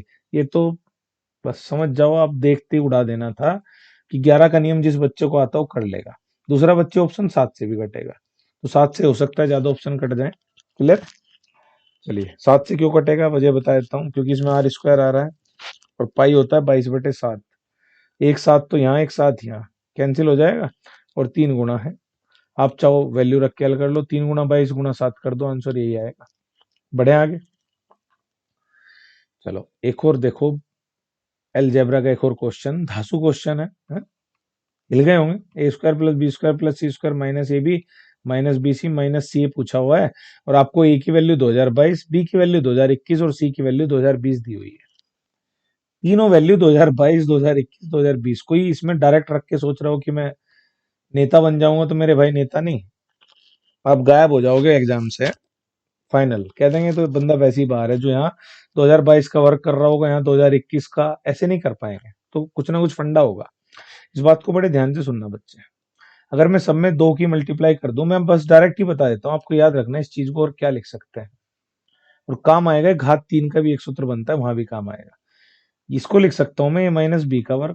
देखो 10वीं तो आप कर नहीं रहे हैं कि प्रूफ देना है, आपको ऑप्शन टिक करना आना चाहिए, तो कुछ बातें बच्चों याद करनी पड़ेंगी, तभी एग्जाम में टिक पाओगे। दिख भी रहा होगा लेवल क्या आ रहा है आजकल, ये 10+2 12वीं का लेवल है मेरे भाई, ग्रेजुएशन पे नहीं 12वीं पे। ठीक है, अच्छा पेपर आता है CHSL का, नो डाउट, लेकिन प्रैक्टिस जो करेगा वो पूरे पूरे में से पूरे क्वेश्चन कर देगा। a-b², b-c² + c-a², और साथ में क्या लगा दो? 1/2। ये दोनों चीजें बराबर होती हैं, आप इसको घर जाके खोल के देखना इन दोनों को, कि a-b² क्या आएगा? a² + b² - 2ab, यहाँ भी ऐसे ही आएगा, तो यही आ जाएगा हल करके जब 1/2 करोगे। तो अब देखो, इसको मैं ये लिख सकता हूं, तो इसको ऐसा लिखना क्यों पड़ा? देखो अब कितना आसान हो गया। 1/2, पहले में से दूसरा घटाना है, अब तो घटा सकते हो। 2022 में से 2021 कितना बचेगा? 1, 1 का वर्ग लिखेंगे। दूसरे में से तीसरा घटाना है, 2021 में 2020 घटाओगे कितना बचेगा? 1, फिर 1 का वर्ग लिखोगे। तीसरे में से पहला घटाना है, तीसरा क्या है? C, 2020, और पहला क्या है? 2022, घटाओगे -2 बचेगा। लेकिन बच्चे माइनस की घात जब भी सम संख्या हो, प्लस बार आता है, तो -2 का वर्ग कर लो या 2 का वर्ग कर लो, 4 ही आएगा। बताओ आंसर क्या आ गया? 1/2, 1 + 1 2, और 2 दूनी 4, 4 और 2 कितना हुआ? 6, 2 3 6, आंसर क्या आ गया? 3। कर पाएंगे बच्चे ये भी क्वेश्चन? आसान है बिल्कुल, उड़ा देंगे भाई। नेक्स्ट क्वेश्चन, चलो ये आ गया आपका ज्योमेट्री से। 10 मीटर व्यास वाले एक वृत्त में दो समांतर जीवाएं, वृत्त सर्कल की बात हो रही है, जिसमें दो समांतर जीवाएं खींची जाती है। एक जीवा की लंबाई 8 है, दोनों जीवाओं के बीच की दूरी 6 है। अच्छा, दो समांतर जीवाएं खींची गई हैं। देखो पहले ध्यान से सुनो बच्चों, ये मैं आपके सामने एक सर्कल बना रहा हूँ, रुको, ऐसे नहीं बनाएंगे हम, एक बिंदास सर्कल लेते हैं, रुको जरा 1 सेकंड बच्चों बस। ये लो, आया? भाई वाह, मजे ही बांध दिया इसने तो यार। चलो थोड़ा सा इसको बड़ा करते हैं समझने के लिए। अब ध्यान दो बच्चों, इसने कहा इसमें हमें दो जीवाएं खींचनी है समांतर। केंद्र पता होगा सबको, ये होता है केंद्र से परिधि के बीच की दूरी क्या कहलाती है, त्रिज्या। तो एक जीवा मैंने खींच दी, एक जीवा मैंने खींच दी मेरे भाई समांतर। अब क्या कहा गया है, 10 मीटर व्यास है तो 5 इसकी रेडियस हो गई है बच्चों, 5 इसकी क्या हो गई, रेडियस। ठीक है बात। चलो अब ध्यान देंगे। तो समांतर जीवा की एक जीवा की लंबाई 8 है, मान लो ये 8 है, ये टोटल यहां से लेके यहां तक कितनी है, 8। ठीक है, ये दोनों समांतर है, समांतर समझते हैं आप, कहीं भी नहीं काटेंगे दोनों रेखा, कितनी लंबी खींच लो। दोनों जीवाओं के बीच की दूरी कितनी दी गई है मेरे भाई, 6 मीटर। और पैरेलल है तो दूरी जब निकालोगे लंबवत दूरी होगी, ध्यान रखना। दो समांतर रेखाएं हैं, इनके बीच की दूरी जब भी लोगे पैरेलल तो परपेंडिकुलर लेनी होगी, लंबवत। केंद्र से मैंने खींच ली और ये टोटल 6 दे रखी है, यहां से यहां तक कितनी दी हुई है, 6। दूसरी जीवा की लंबाई, इसकी लंबाई पूछी है। चलो उड़ाते हैं, पहले ध्यान से देखो आप। अगर मैं सेंटर से परिधि पे मिला दूं तो रेडियस होती है, सेंटर से परिधि पे मिला दूं तो रेडियस बनेगी। तो आप दो ट्रायंगल बना लेना, ये 90 है, ये 90, तो ये भी 90 90, क्योंकि टोटल 180 बनता है ऐसे। अगर ये 180 है, नीचे वाला 90, तो ये भी 90 होगा बच्चे, 90 होगा। अब ध्यान दो, एक समकोण त्रिभुज ये बन गया, एक त्रिभुज ये बन गया, बन गए दो समकोण त्रिभुज। ठीक है, अब ध्यान दो। अब मुझे तो समझ में आ रहा है कि जैसे ही आपने पढ़ा होगा कभी कि केंद्र से, एक सर्कल के अंदर केंद्र से अगर किसी जीवा पर लंब डालोगे तो आधी आधी बढ़ जाती है। जिसको नहीं पता याद कर लेना मेरे भाई, आधी आधी बढ़ जाएगी। तो देखो अब ध्यान से, तो ये जो जीवा पर परपेंडिकुलर आपने ये वाला खींचा है, तो इधर भी 4 रह जाएगी, इधर भी 4। तो अब इस ट्रायंगल को ध्यान से देखो, ये टोटल 6 है, यहाँ 4 है, यहाँ रेडियस 5 है, और यहाँ भी रेडियस कितनी है, 5। केंद्र से परिधि तक की दूरी 5 है, ये 6 है, ये सामने 4 है। बताओ एक ट्रायंगल आपने सुना होगा 3 4 5, क्या सुना होगा, 3 4 5। अगर ये 4 5 है तो ये कितनी होनी जरूरी है, 3। अगर ये 3 है तो इधर वाले भी क्या होगी, 3। तो अगर ये 3 है क्योंकि टोटल 6 है, तो 3 4 5, फिर से समकोण त्रिभुज की तिगड़ी होती है ट्रिपलेट, 3 4 5। तो ये दूरी यहां से यहां तक 4 आ गई मेरे भाई, तो डबल। अब देखो मैंने फिर जगह आधी हो जाती है परपेंडिकुलर पे, तो ये 4 है तो नीचे भी 4 होगी। तो वापस जीवा की लंबाई कितनी आ गई, 8 मीटर। समझ में आई बात, नहीं आई रिवाइज करो मेरे भाई। ठीक है, देख लो एक बार, आपके दो क्वेश्चन बचे। अगला क्वेश्चन देखो। राम एक राजमार्ग पर 72 किलोमीटर प्रति घंटे की चाल से यात्रा कर रहा है, जबकि श्याम 90 की। तो एक 72 से जा रहा है मेरे भाई, एक 90 से जा रहा है, किलोमीटर प्रति घंटा दिया हुआ है। और क्या कह रहा है मुझे, उनकी चाल में अंतर की गणना करो। इससे सड़ा हुआ सवाल क्या होगा मेरे भाई, आप बताओ पहले। किलोमीटर प्रति घंटा से अगर मीटर प्रति सेकंड पे जाना है तो 5/18 की गुणा करते हैं, अगर उल्टा जाना है तो 18/5 की गुणा करते हैं। ये हर एक बच्चा जहन में रखे भाई, ठीक है, याद होना जरूरी है। बताओ इन दोनों का अंतर कह रहा है कि अंतर करो, तो अंतर तो 18 का आ रहा है, लेकिन किस में आ रहा है, किलोमीटर प्रति घंटा में। बदलना किस में है, मीटर प्रति सेकंड में। किलोमीटर प्रति घंटा से मीटर प्रति सेकंड जाना है तो गुणा लगेगी 5/18 की। 18 से 18 गया, कितना आंसर आ जाएगा, 5। कितना आंसर आएगा मेरे भाई, 5। क्लियर है। इसके बाद नेक्स्ट देखो, 5 आ गया। अब देखो आखिरी क्वेश्चन देखते हैं हम लोग, आखिरी नहीं, अभी दो क्वेश्चन बचे हुए हैं, पहले इसे देखते हैं। 5 सेंटीमीटर त्रिज्या की 15 एक जैसी ठोस गोलाकार गेंदों को पिघलाकर एक बड़ा गोला बनाया गया है। आपने पढ़ा होगा जब भी कई सारी गेंदों को पिघलाकर, छोटी छोटी गेंदों को पिघलाकर एक बड़ा गोला बनाया जा रहा है बच्चे, तो ऐसे केस में हम लोग क्या करते हैं, छोटी छोटी गेंदों से बड़ा गोला बनाया जा रहा, तो याद रखना है आयतन बराबर रख देते हैं, क्या चीज, वॉल्यूम, आयतन। अब ध्यान दो, ये कह रहा 5 सेंटीमीटर त्रिज्या की कितनी है, 15। तो आयतन का सूत्र क्या होता है गोले का, 4/3 पाई आर की घात 3। रेडियस कितनी दी गई है, 5। तो आप कहेंगे 4/3 पाई 5 की घात 3 मेरे भाई। और ऐसे कितने गोले हैं, 15। इन 15 गोलों से फिर आगे क्या कह रहा है, पिघलाकर एक बड़ा गोला बनाया गया। बड़ा गोला बनाया गया, उसकी रेडियस आर मान लेते हैं, इस बड़े गोले की रेडियस आर मान लेते हैं। अब सूत्र क्या लगाओगे, आयतन तो वही बनेगा, 4/3 पाई आर की घात 3। आयतन बराबर रखना है मेरे भाई। तो 15 का आयतन, और कितना बर्बाद हो चुका है, 35% ठोस बर्बाद हो चुका है इस प्रक्रिया में। तो 35 बर्बाद है तो बचा कितना मेरे भाई, 65। 65% का ही तो बनेगा गोला, 35 खत्म तो 65% का हिस्से का बनेगा। बस इन दोनों को आप बराबर रख दो मेरे भाई, बताओ क्या आएगा। क्या बताना है, निर्मित बड़े गोले की त्रिज्या 2 स्थान तक दशमलव के मेरे भाई, क्या तगड़े क्वेश्चन आ रहे हैं आजकल। अब मुझे एक बात बताओ, 4/3 पाई 4/3 पाई दोनों तरफ हट जाएगा, पाई का तो कोई रोल ही नहीं रहा। अब ध्यान से सुनो, 15 × 65 करना है और 5 की क्यूब ऊपर है और 65, 5 की क्यूब मत छेड़ना बच्चे। वजह क्या है, जब आर की क्यूब कर रहे हो तो जब क्यूब हटाओगे इधर क्यूब रूट बनाएंगे, घनमूल निकालेंगे इधर। तो देखो 5 से 13 बार, 5 से 3 बार और 25 से 4 बार कैंसिल आउट हो गया। तो ऊपर बचा 13×3 = 39 और 5 की क्यूब और ये बचा 39/4। तो देखो अब मैं से आगे सोल्व कर रहा हूँ बच्चे, आसान सवाल नहीं है, ध्यान से देखेंगे। 5 की क्यूब तो इधर बचे ही है और 39/4 का मतलब कितना आ जाएगा, 4×9 = 36, 3 = 30, 4×7 = 28 और 4×5 = 20। सही लिख दिया क्या मैंने? हाँ, आगे का पौना ही आएगा। तो ये आएगा 9.75। कितना आएगा? 9.75। तो आर की वैल्यू कैसे निकालोगे मेरे भाई? घनमूल लोगे तो 5 तो यहाँ बाहर आ जाएगा। किसका घनमूल लेना है? 9.75 का। अब बताओ घनमूल लेना है 9.75 का। 2 की घात 3 कितना होता है मेरे भाई? 8। तो इसका मतलब 2 से तो ज्यादा है, 2 से थोड़ा सा ही ज्यादा है, क्योंकि 3 की घात 3 तो 27 हो जा। तो 2.1, 2.1 देखो, 21 की घात 3 92 61 होता है।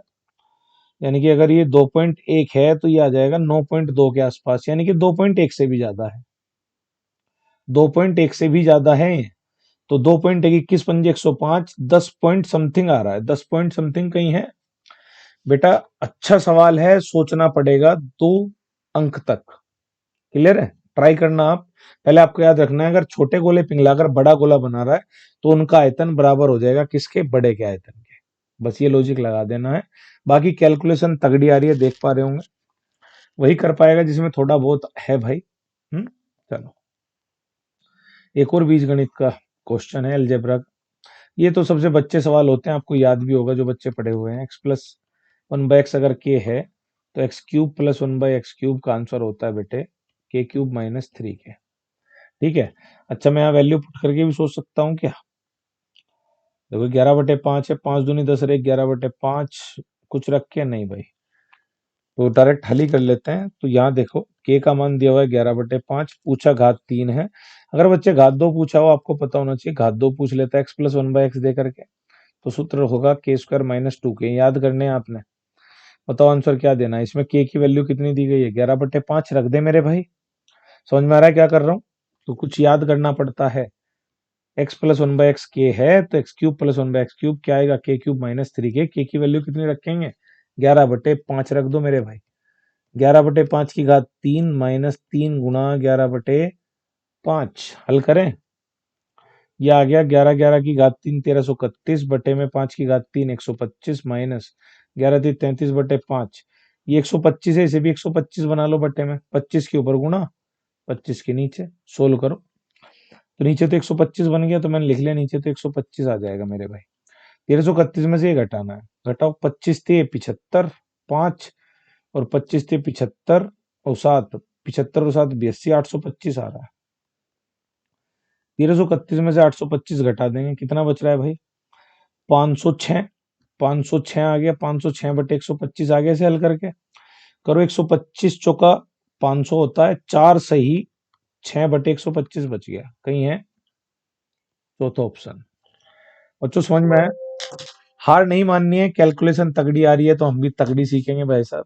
स्पीड पे कैलकुलेट करेंगे, प्रैक्टिस ज्यादा से ज्यादा करेंगे, कर पाएंगे। चलिए, आज के लिए इतना ही बच्चों, चलो आराम कर लो अब आप लोग। ठीक है, चलिए, थैंक यू।